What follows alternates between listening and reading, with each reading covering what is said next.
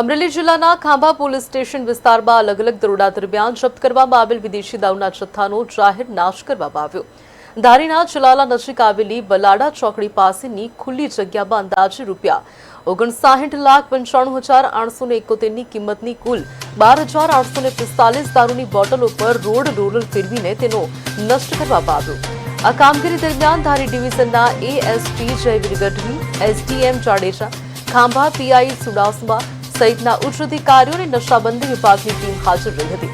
Chalala police સ્ટેશનમાં PI Ratan દ્વારા ઘટનાસ્થળથી ચુસ્ત બંદોબસ્ત ગોઠવવામાં આવ્યો। અમરેલી ફાયર વિભાગની હાજરીમાં કાયદેસરની પ્રક્રિયા પૂર્ણ કરી દારૂના જથ્થાનો નિકાલ કરાયો।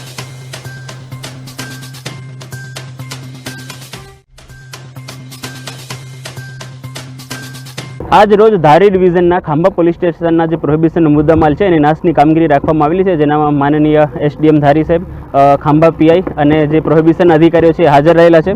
आज रोज कुल जो नाशपात्र बोटलो है ये 17 गुनानी 12,845 है, जेनी कुल मुद्दामालनी किंमत 59,95,371 है।